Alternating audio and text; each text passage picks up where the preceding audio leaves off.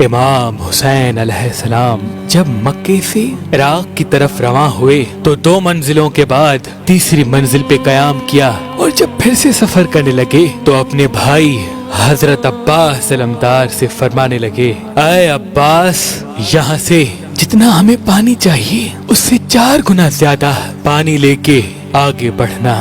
غازی عباس دستے ادب کو جوڑ کے عرض کرنے لگے، اے میرے آقا، آگے منزل قریب ہے اور ہمیں پانی کی ضرورت بھی نہیں، 4 گنا پانی کیوں؟ امام حسین علیہ السلام نے فرمایا، عباس، تھوڑا ہی آگے ہمیں پانی کی ضرورت ہوگی۔ جناب عباس نے امام حسین کی آواز پہ لبیک کہا اور 4 گنا زیادہ پانی لے کے آگے بڑھنے لگے تو کچھ ہی دیر میں امام حسین نے اپنے ساتھیوں سے کہا، فلاں سمت کی طرف دیکھو، کوئی آ تو نہیں رہا؟ آپ کے ساتھیوں نے فرمایا، اے ہمارے آقا، شاید دور درخت لگے ہوئے ہیں۔ امام حسین نے فرمایا، نہیں، یہ فوج یزید کے نیزے ہیں، گھوڑے ہیں اور ہزاروں سپاہی ہیں جو ہماری طرف آ رہے ہیں۔ بس جیسے ہی فوج یزید نے امام حسین اور ان کے خاندان کو چاروں طرف سے گھیرا، امام حسین دیکھیں کہ فوج کا ہر ایک فرد بے انتہا پیاسا ہے اور ان کے جانوروں کی زبانیں سوکھی ہوئی ہیں۔ امام حسین نے فرمایا، عباس، جو پانی میں نے ذخیرہ کرنے کے لیے تمہیں دیا وہ اس لشکر کو پلاؤ۔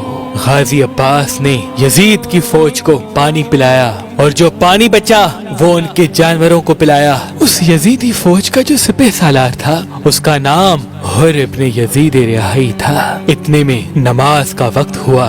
امام حسین نے پیغام بھجوایا کہ یزیدی فوج کے سالار سے پوچھو کہ وہ نواسہ رسول کے پیچھے نماز پڑھے گا یا ہم سے الگ ہو کے نماز پڑھے گا۔ جیسے ہی یہ پیغام حر تک پہنچا وہ آ کے کہنے لگا کہ کیسے ہو سکتا ہے کہ نواسہ رسول حسین ابن علی موجود ہو اور ہم ان کے پیچھے نماز نہ پڑھیں۔ اس سالار نے جیسے ہی امام حسین کے پیچھے نماز پڑھنا شروع کی، فوج یزید نے بھی امام حسین کے پیچھے نماز پڑھنا شروع کر دی۔ بس جیسے ہی نماز ختم ہوئی امام حسین علیہ السلام آگے بڑھنے لگے تو یزیدی فوج کا سالار حر آگے بڑھ کے کہنے لگا، اے حسین، مجھے آپ کا رستہ روک کر آپ سے بیعت لینے کا حکم ہے۔ امام حسین علیہ السلام نے فرمایا، کس کی بیعت؟ اس یزید کی جو اللہ کے دین کو جھوٹا کہتا ہے۔ اے حر، تیری نماز اور تیرے سجدوں سے واضح ہے کہ تو اللہ کے رسول پہ ایمان رکھتا ہے۔ پوچھ اپنے ضمیر سے کہ کیا تو دل سے یزید کی بیعت کرتا ہے، اسلام کو جھوٹا سمجھتا ہے؟ میرے نانا اللہ کے رسول حضرت محمد مصطفیٰ صلی اللہ علیہ وآلہ وسلم کی نبوت سے انکار کرتا ہے؟ وہ نظریں جھکانے لگا۔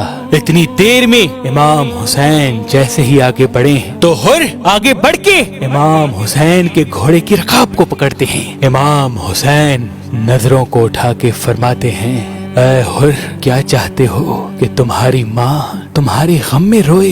حر پھر سے نظریں جھکانے لگا اور کہنے لگا، اے فاطمہ کے بیٹے، اگر آپ کی ماں فاطمۃ الزہرا رسول اللہ کی بیٹی نہ ہوتی تو میں بھی کچھ کہتا۔ امام حسین نے حر کی نگاہوں کو دیکھا کہ اس کے دل میں آل رسول کا عشق ہے۔ پھر آپ فرمانے لگے، اے حر، ہمارے ساتھ چلو، ہم اپنی منزل پہ خود رکیں گے۔ اور کی اتنی مجال نہ تھی کہ امام حسین کو کچھ کہہ سکے، اور یوں امام حسین اور ان کا خاندان اور پیچھے پیچھے فوج یزید چلتے چلتے ایک جگہ آ کے رک گئے۔ امام حسین نے چاروں طرف دیکھا، جناب عباس سے فرمایا، عباس جاؤ پوچھو اس زمین کو کیا کہتے ہیں۔ لوگوں نے کہا، نینوا کہتے ہیں، ماریا کہتے ہیں۔ ایک بوڑھا آگے یہ فرمانے لگا کہ اس قافلے کو کہو کہ یہاں سے چلا جائے، کیونکہ اس زمین کو کرب و بلا کہتے ہیں، یہ زمین مصیبتوں کی زمین ہے۔ امام حسین علیہ السلام نے فرمایا، اس زمین کا مالک کون ہے؟ آس پاس کے لوگ جو اس زمین سے تعلق رکھتے ہیں آنے لگے۔ پھر بنی اسد کے لوگوں سے 60,000 درہم دے کے اس زمین کو خرید کیا اور جناب عباس سے فرمایا، عباس، خیمے نصب کرو۔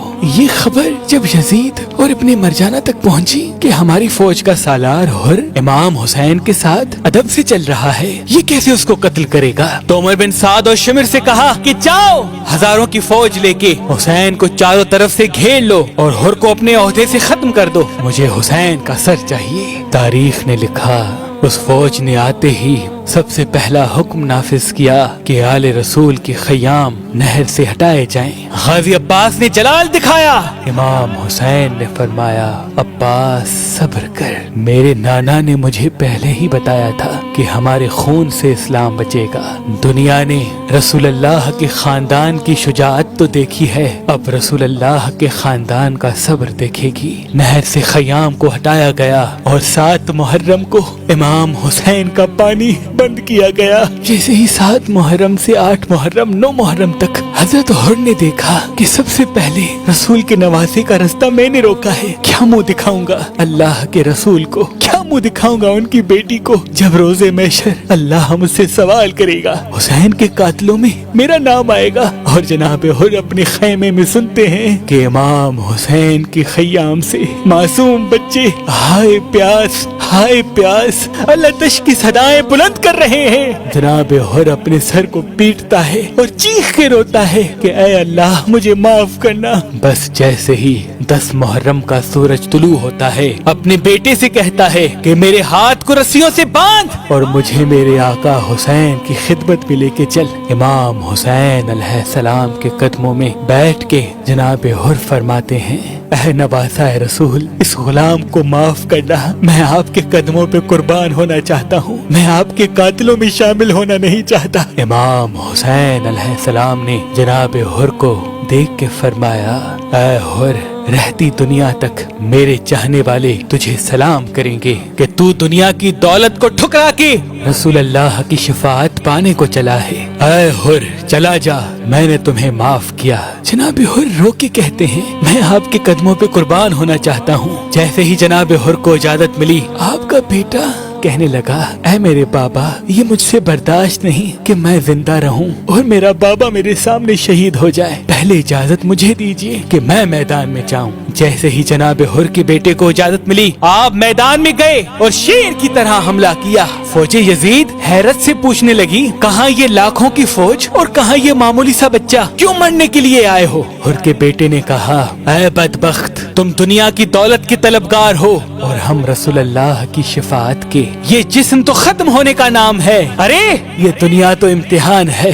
रोजे महशर को देखो, उस दिन की फिक्र करो जब अल्लाह की अदालत लगेगी। बस यजीदी फौज ने हमला किया और काफी देर जनाब हुर का शहजादा लड़ते लड़ते जब जख्मों की ताब न ला सका, जमीन करबला गिरा। जनाब हुर अपने बेटे को देख के मैदान की तरफ दौड़ते हैं। जैसे ही अपनी बेटे की लाश को आए तो देखे इमाम हुसैन अलैहिस्सलाम हुर के बेटे के सर को अपनी गोद में रख के प्यार कर रहे हैं। जनाब हुर जमीन पे बैठ गए और फरमाने लगे, ऐ हमारे आका, ये गुलाम ज़्यादा है। इमाम हुसैन ने फरमाया, ऐ हुर, औलाद का जख्म दुनिया का सबसे बड़ा जख्म होता है। कभी किसी बाप को जवान बेटे का लाश उठाना न पड़े। ऐ हुर, तू तकलीफ न कर, तेरे बेटे की लाश हम उठाएंगे।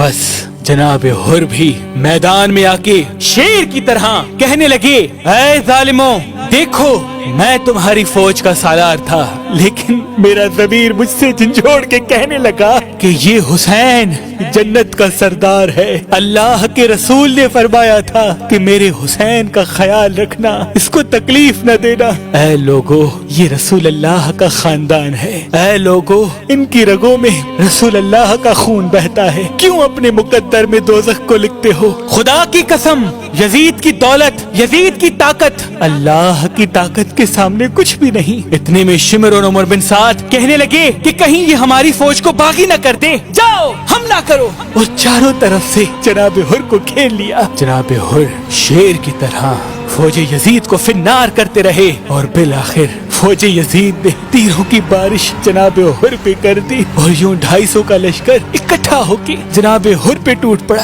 बस एक तरफ तीरों का लगना था, दूसरी तरफ उस फौज का हमला था। जनाब हुर जमीन करबला को आए और इमाम हुसैन अलैहिस्सलाम को आखिरी सलाम पेश करने लगे। इमाम हुसैन अलैहिस्सलाम जनाब हुर की लाश को आते हैं। देखें जनाब हुर की गर्दन से खून बह रहा है। अपना रूमाल निकालते हैं और اور فرماتے ہیں اے हुर یہ रुमाल मेरी माँ फातिमातुज़ ज़हरा सलाम अलैहा का है। जैसे ही हुर के जख्म पे रुमाल फातिमा को बांधा जनाब हुर चीख उठे और कहने लगे ऐ नवासा रसूल ये गुलाम इस काबिल कहाँ कि रसूल अल्लाह की बेटी के हाथों का बना हुआ रुमाल इस गुलाम के जख्म पे बंधे। इमाम हुसैन अलैहिस्सलाम के कदमों पे जनाब हुर अपना सर रखते हैं और रसूल अल्लाह को सलाम आखिर करते हैं और यूं जनाब हुर की रूह दारुल फना से दारुल बका की तरफ कूच करती है। सलाम हो